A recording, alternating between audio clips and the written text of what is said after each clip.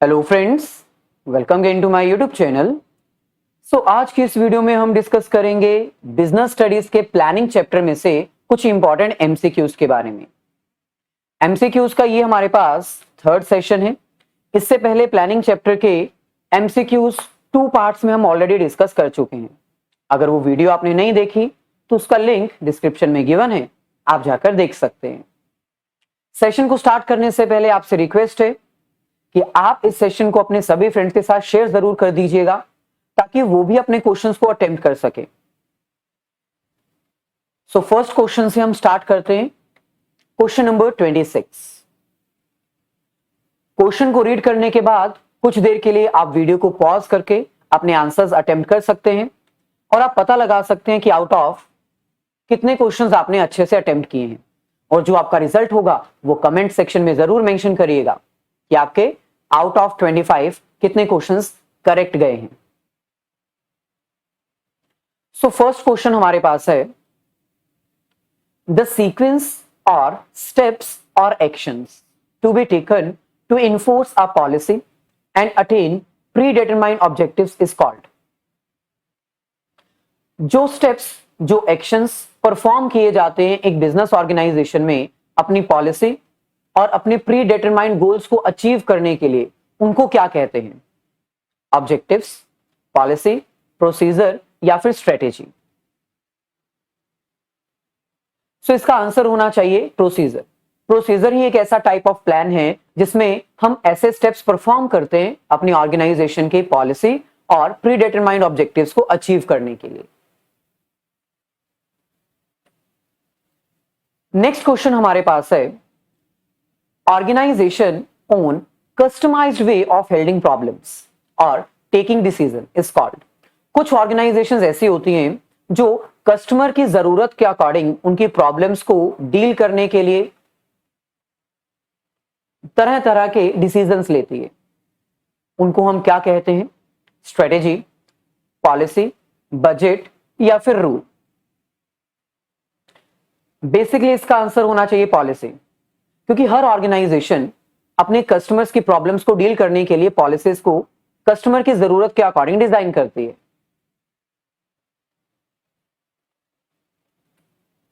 Next हमारे पास है question number 28। End results toward which all the activities are directed is called. जो end result होता है उसको अचीव करने के लिए बिजनेस ऑर्गेनाइजेशंस अपना हर एफर्ट करती है, हर एक्टिविटी को परफॉर्म करती है, उसको क्या कहा जाता है? पॉलिसी, स्ट्रेटेजी, ऑब्जेक्टिव या फिर प्रोग्राम। बेसिकली इसका आंसर होना चाहिए ऑब्जेक्टिव्स, क्योंकि हर ऑर्गेनाइजेशन अपने ऑब्जेक्टिव्स को अचीव करने के लिए, अपने एंड रिजल्ट्स को अचीव करने के लिए ही डायरेक्शंस प्रोवाइड करती है। नेक्स्ट क्वेश्चन हमारे पास है question number 29। Controlling device from which deviations can be taken care of is procedure, strategy, policy या फिर बजट। यहां पर हमें कह रहे हैं कि वो कौन सी टाइप ऑफ प्लान होती है जिसकी हेल्प से हम कंट्रोलिंग कर सकते हैं, अपनी इनकम और एक्सपेंसेस को कंसीडर कर सकते हैं। इसका आंसर होना चाहिए बजट, क्योंकि बजट ही एक ऐसा प्लान होता है जिसमें ऑर्गेनाइजेशंस अपने एक्सपेंडिचर्स को डिजाइन करती है और उसके अकॉर्डिंग फिर अपना कंट्रोलिंग करती है, ताकि ऑर्गेनाइजेशन में ज्यादा एक्सपेंसेस ना हो सके। नेक्स्ट हमारे पास है question number 13। Planning is performed eight top level, middle level, supervising level या फिर ऑल द लेवल्स। यानी प्लानिंग मैनेजमेंट का जो प्राइमरी फंक्शन है वो आखिरकार कौन परफॉर्म करता है? इसका आंसर होना चाहिए ऑप्शन डी, ऑल लेवल्स, क्योंकि आपको पता होना चाहिए कि प्लानिंग जो है वो हर लेवल पर परफॉर्म की जाती है। टॉप लेवल मैनेजमेंट पूरी ऑर्गेनाइजेशन के लिए प्लान्स बनाते हैं एट ऑर्गेनाइजेशन लेवल। जो मिडिल लेवल के मैनेजर्स होते हैं वो डिपार्टमेंट्स के अकॉर्डिंग अपने प्लान्स बनाते हैं, और जो लोअर लेवल के मैनेजर्स होते हैं, सुपरवाइजर्स एंड फोरमैन, वो अपने वर्कर्स के लिए at floor level, at operational level plans बनाते हैं।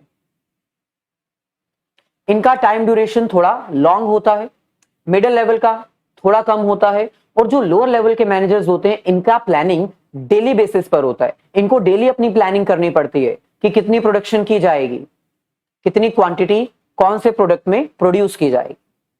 सो planning is perform at all the levels. Next हमारे पास है question number 31। Planning is routine activity, mental exercise, none of the above, all of the above. यानी planning एक routine activity है, या फिर ये एक मेंटल एक्सरसाइज होती है, या फिर इसमें से कोई भी ऑप्शन सही नहीं है, या फिर सारे ही सही हैं। सो इसका करेक्ट आंसर होना चाहिए option B, mental exercise. Planning routine activity कभी भी नहीं हो सकती। प्लानिंग जो है वो एक गैप के लिए परफॉर्म की जाती है। जैसे 3 मंथ्स के लिए प्लान हो चुका है, तो वो प्लानिंग जो है वो 3 मंथ्स के लिए परफॉर्म कर दी जाती है। हाँ, जो फ्लोर लेवल पर प्लानिंग होती है वो डेली कंडक्ट की जाती है। सो यहां पर आपको रूटीन एक्टिविटी में टिक नहीं करना है, ये एक मेंटल एक्सरसाइज होती है। Question number 32। After implementation of plan, planning ends, new plan is made, follow up is done, none of the above। यानी जब हम प्लान को इंप्लीमेंट करते हैं तो आखिरी का स्टेप प्लानिंग में क्या होता है? क्या प्लानिंग खत्म हो जाती है, या फिर एक नया प्लान बनाया जाता है, या फिर जो प्लान इंप्लीमेंट कर रहे हैं उसका फॉलो अप किया जाता है, मॉनिटरिंग किया जाता है, या फिर none of the above. So इसका आंसर होना चाहिए option C, follow up is done. जैसे ही प्लान इंप्लीमेंट किया जाता है उसके बाद मॉनिटरिंग करना बहुत जरूरी है, ताकि फीडबैक दिया जा सके। अगर कोई प्रॉब्लम है तो उसको टैकल किया जा सके। Standing plans stands as an example for other planners, recurring plans, discarded after use, all of the above। Standing plans कौन से प्लान्स होते हैं? सो इसका परफेक्ट आंसर होना चाहिए रेकरिंग प्लान्स। जो स्टैंडिंग प्लान्स होते हैं वो रेकरिंग प्लान्स होते हैं। रेकरिंग प्लान्स मतलब जो बार बार यूज किए जा सकते हैं।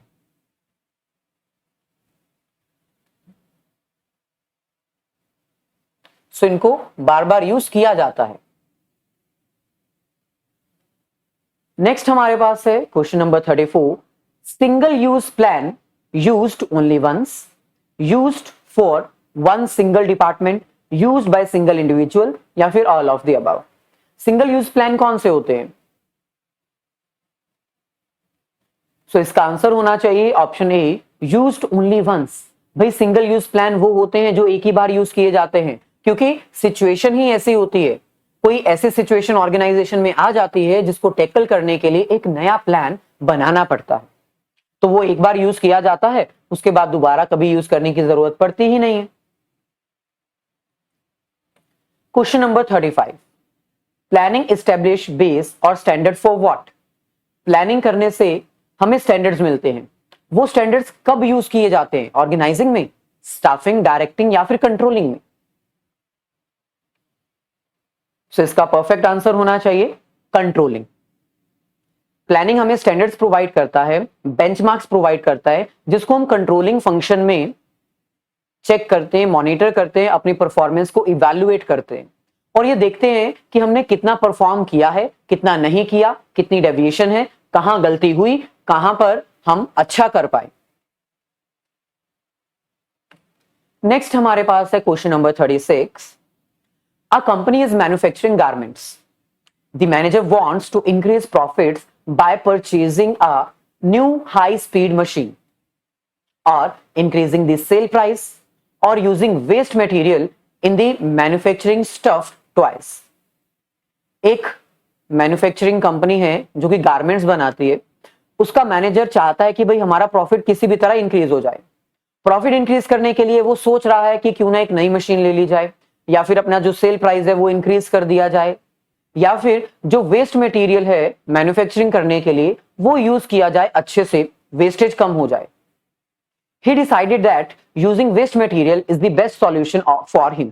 उसने ये सोचा कि भाई वेस्ट मटेरियल को अगर हम यूज करेंगे तो ये हमारे लिए बेस्ट रहेगा। Identify the concept of management involved. इस पूरे प्रकरण में, इस पूरे प्रोसीजर में कौन सा फंक्शन, कौन सा मैनेजमेंट कॉन्सेप्ट इन्वॉल्व है? Directing, coordination, planning, organising. इसका आंसर सभी को पता होगा, क्योंकि प्लानिंग का चैप्टर है तो आंसर भी प्लानिंग ही होगा।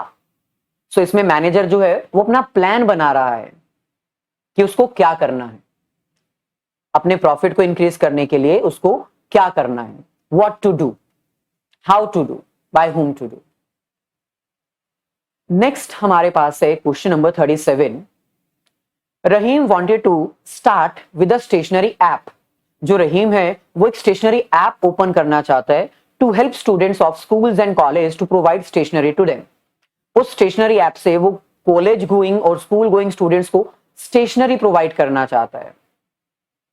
He felt that students were not able to get the needed stationery easily and hence wanted to provide the stationery directly to the students in the school. उसने सोचा कि भाई students को stationery लेने में बहुत जद्दोजहद करनी पड़ती है, क्यों ना हम कॉलेज और स्कूल में ही स्टेशनरी खुद उन तक प्रोवाइड करें।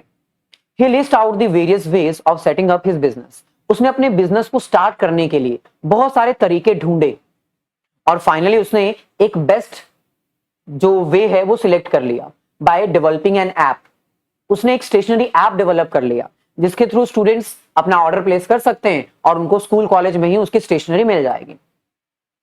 Suggest what should be the next step of him. अब बताइए नेक्स्ट स्टेप क्या होगा। उसने अपने ऑल्टरनेटिव्स ढूंढे हैं, ऑल्टरनेटिव्स में से एक ऑल्टरनेटिव सिलेक्ट कर भी लिया है, अब उसका नेक्स्ट स्टेप क्या होना चाहिए। तो इसका आंसर बहुत ही सिंपल है। उसने अपने सारे ऑल्टरनेटिव्स ढूंढ लिए, उसमें से बेस्ट सिलेक्ट भी कर लिया, तो नेक्स्ट स्टेप उसका होना चाहिए इंप्लीमेंटेशन ऑफ प्लान। भाई जब उसने प्लान सिलेक्ट कर ही लिया है तो आखिर में तो उसको अप्लाई ही करेगा ना अपने बिजनेस को ऑपरेट करने के लिए। नेक्स्ट हमारे पास है question number 38। What are certain assumptions about the future on the basis of which the plan will be ultimately formulated. वो कौन सी assumptions होती हैं जिसके बेसिस पर एक मैनेजर अपने फ्यूचर को प्रिडिक्ट करता है और अपने प्लान को फॉर्मुलेट करता है, उसको क्या कहते हैं, उन assumptions को हम क्या कहते हैं। Method premises, planning premises, esteem needs, management premises. So इसका परफेक्ट आंसर होना चाहिए प्लानिंग प्रेमिसेस, क्योंकि इसमें एक जो मैनेजर है वो अपनी प्रेमिसेस को प्लान करता है, अपने फ्यूचर के रिगार्डिंग assumptions डेवलप करता है। नेक्स्ट हमारे पास है क्वेश्चन नंबर 39।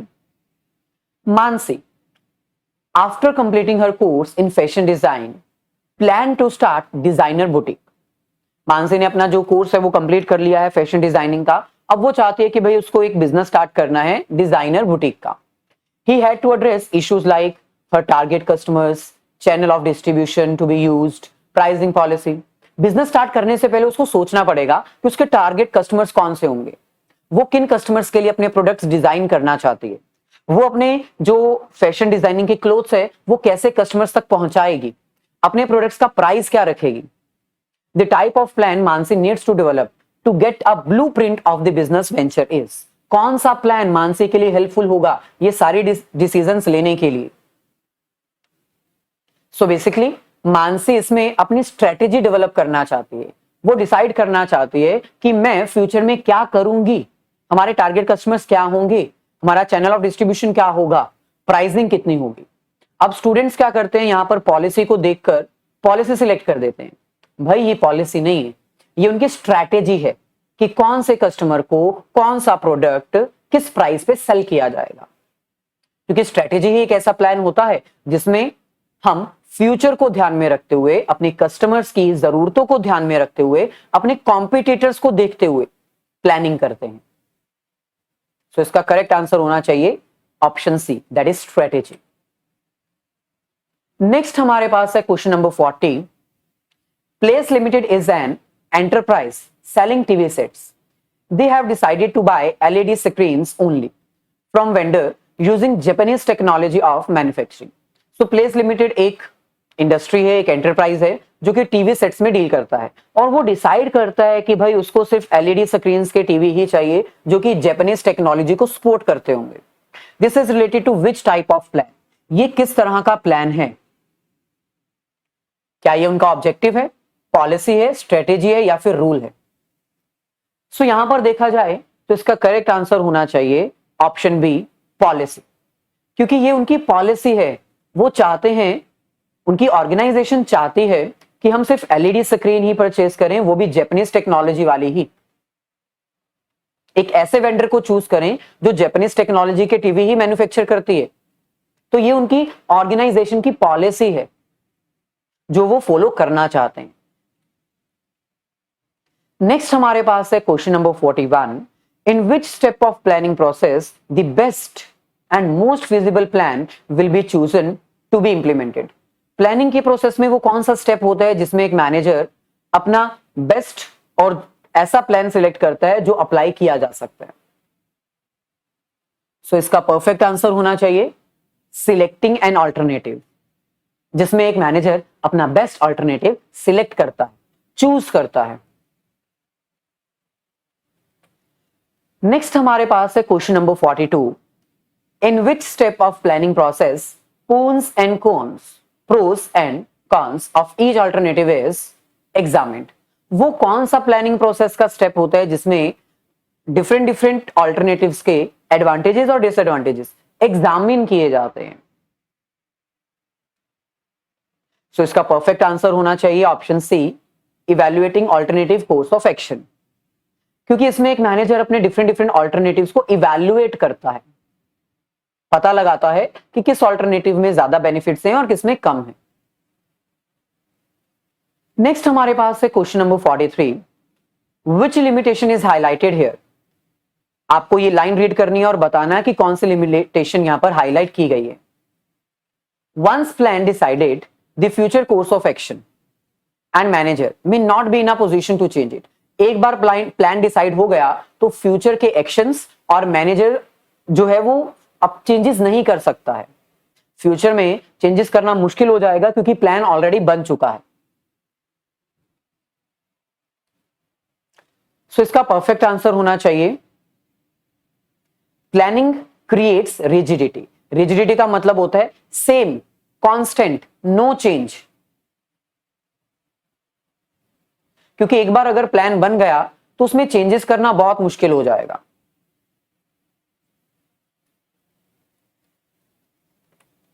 नेक्स्ट हमारे पास है question number 44। Due to planning changes in business environment do not come as shocks and surprises. Planning करने की वजह से बिजनेस एनवायरनमेंट में आने वाले चेंजेस एक बिजनेस के लिए कभी भी शॉक और सरप्राइज का काम नहीं करते। बताइए यहां पर प्लानिंग की कौन सी इंपॉर्टेंस हाईलाइट की गई है। Planning facilitates decision making, planning promotes innovative ideas, planning reduces the risk of uncertainty, या फिर प्लानिंग प्रोवाइड्स डायरेक्शन। सो इसका परफेक्ट आंसर होना चाहिए option C, planning reduces the risk of uncertainty. भाई जब हम प्लानिंग कर चुके हैं तो फ्यूचर में आने वाले चेंजेस एक बिजनेस के लिए रिस्क का काम नहीं करेंगे, क्योंकि उन चेंजेस को एक बिजनेस पहले से ही एडवांस में ही प्रिडिक्ट कर चुका है। तो क्योंकि उनके बारे में पहले से ही पता है एक बिजनेस को, तो फ्यूचर में आने वाले चेंजेस कभी भी शॉक और सरप्राइज का काम नहीं करेंगे। नेक्स्ट हमारे पास है question number 45। To get success in business all manager needs to work hard in thinking about future, in making decisions, business predictions, and achieving targets. The above line describes one of the concept. Name that.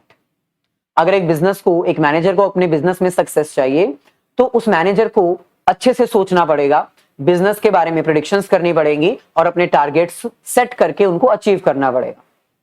सो क्योंकि आपको पता है कि ये हमारा chapter जो है वो प्लानिंग का चैप्टर है, तो इसका आंसर प्लानिंग ही होना चाहिए, क्योंकि थिंकिंग प्रोसेस जो है वो प्लानिंग का ही होता है। नेक्स्ट हमारे पास है question number 46। Planners are supposed to be highly intellectual as they have to analyse environment to make predictions regarding future, compare various alternatives and select the best. It is related to which feature of planning. एक जो planner है, एक जो manager है, उसको बहुत ज्यादा intellectual वे में थिंकिंग प्रोसेस में होना चाहिए, क्योंकि उनको एनवायरनमेंट स्कैन करना होता है, फ्यूचर के बारे में प्रेडिक्शंस करनी होती हैं, तरह तरह के ऑल्टरनेटिव्स ढूंढ के उनको इवैल्यूएट करके, उनको कंपेयर करके उनमें से एक बेस्ट सिलेक्ट करना होता है। तो बताओ कौन सा फीचर यहां पर प्लानिंग का हाईलाइट किया गया है। बेसिकली यहां पर इंटेलेक्चुअल प्रोसेस लिखा है, तो इसका आंसर होना चाहिए planning is a mental exercise, जहां पर हमें एनालाइज करना पड़ता है माइंड में, प्रिडिक्शंस करनी पड़ती हैं, सोचना पड़ता है एक्चुअल माइंड में, और कंपैरिजन भी और जो सिलेक्शन है वो भी हमें अपने थिंकिंग प्रोसेस में ही करनी होती है। नेक्स्ट हमारे पास है question number 47। Lucky shoe company expects to produce 10,000 pair of handcrafted shoes in the next 6 months. Lucky shoe company expect कर रही है कि आने वाले समय में हम कम से कम 10,000 पेयर्स हैंडक्राफ्ट शूज प्रोड्यूस कर लेंगे। The plant supervisor has prepared an estimate to show the number of workers required. वहां के सुपरवाइजर ने एक चार्ट प्रिपेयर किया है जिसकी हेल्प से वो शो कर रहे हैं कि भाई 10,000 पेयर शूज बनाने के लिए हमें कितने वर्कर्स की रिक्वायरमेंट है प्रोडक्शन लाइन में। Identify the type of plan prepared by the plant supervisor. आपको यहां पर बताना है कि प्लांट सुपरवाइजर ने ये जो चार्ट प्रिपेयर किया है ये कौन सा प्लान है, ये उसकी पॉलिसी है, मेथड है, बजट है या फिर ऑब्जेक्टिव है। बेसिकली इसका आंसर होना चाहिए ऑप्शन सी, बजट, क्योंकि प्लांट सुपरवाइजर ने चार्ट प्रिपेयर करके बताया है कि उसको कितने वर्कर्स चाहिए, यानी कितना खर्चा होगा वर्कर्स को हायर करने में। तो इसका मतलब यहां पर एक्सपेंडिचर्स के रिगार्डिंग एस्टिमेट किया गया है, और इनकम और एक्सपेंडिचर तो बजट में ही आते हैं। सो 47 का आंसर होना चाहिए option C, that is budget. Next हमारे पास है question number 48। Planning facilitates decision making because goals or objectives are clearly stated. New ideas can take the shape of concrete plans. Each alternative is evaluated and the most viable proportion is selected. Provide the goals or standards against which actual performance is measured. Planning हमें decision making में help करता है, क्यों? इसका answer होना चाहिए option C. Planning हमें decision making में इसलिए हेल्प करता है क्योंकि प्लानिंग के प्रोसेस में हम ऑल्टरनेटिव्स को इवैल्यूएट करते हैं और फिर उसमें से एक बेस्ट प्रोपोर्शन सिलेक्ट करते हैं, बेस्ट ऑल्टरनेटिव सिलेक्ट करते हैं। तो सिलेक्शन करना इज रिगार्डिंग डिसीजन मेकिंग, सो इसलिए प्लानिंग डिसीजन मेकिंग में हेल्प करता है। नेक्स्ट हमारे पास है question number 49।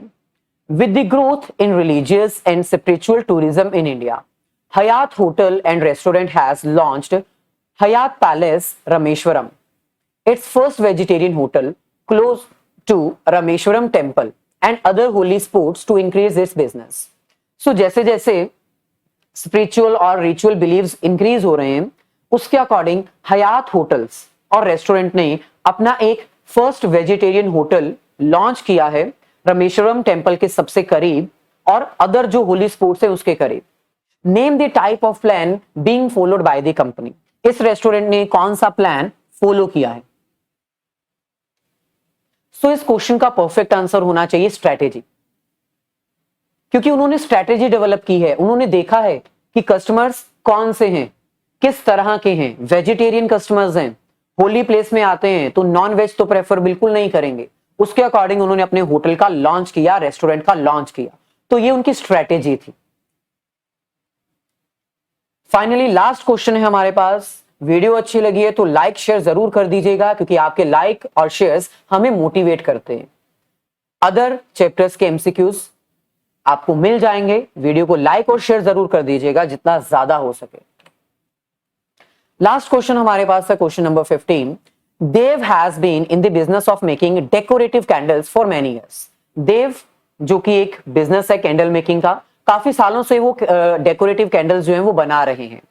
However, the entry of a new competitor in the market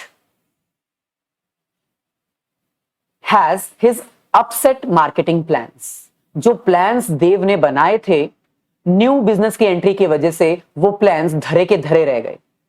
since planning can not force in everything, क्योंकि प्लानिंग में हम सब कुछ एस्टिमेट नहीं कर सकते। His sales targets may have to be revised. उसको अपने सेल्स टारगेट्स रिवाइज करने पड़ेंगे, क्योंकि जो उसका सेल्स टारगेट था वो अचीव नहीं हो पाएगा, क्योंकि मार्केट में अदर कैंडल मेकिंग के कॉम्पिटिटर्स आ चुके हैं। So identify the related limitation of planning. Planning leads to rigidity, planning may not work in dynamic environment, planning does not guarantee success, planning reduce creativity. इस question के answer में आपको confusion हो सकती है और आप कह सकते हो ऑप्शन बी और सी दोनों ही सही है, लेकिन इसका परफेक्ट आंसर होना चाहिए option C, planning does not guarantee success. भाई प्लानिंग डायनामिक इन्वायरमेंट है, फ्यूचर में चेंजेस आ सकते हैं। यहां पर ऐसा नहीं कहा गया, यहां पर लिखा है कि फ्यूचर में चेंजेस आ चुके हैं, नया कॉम्पिटिटर एंटर कर चुका है, जिसके कारण जो देव की कंपनी है वो अपने टारगेट्स अचीव नहीं कर पाई। इसका मतलब उसका प्लान जो था वो सक्सेसफुल नहीं हुआ। So planning does not guarantee success. इसका परफेक्ट आंसर होना चाहिए ऑप्शन सी। सो ये था हमारा आज का लेक्चर। इसका फोर्थ पार्ट भी हम आपके लिए जल्दी ही अपलोड कर देंगे, जिसका लिंक आपको डिस्क्रिप्शन में देखने को मिल जाएगा। सो वीडियो को लाइक और ज्यादा से ज्यादा अपने फ्रेंड्स के साथ शेयर कर दीजिए, ताकि कुछ बेनिफिट आपको और कुछ बेनिफिट हमें भी हो जाए।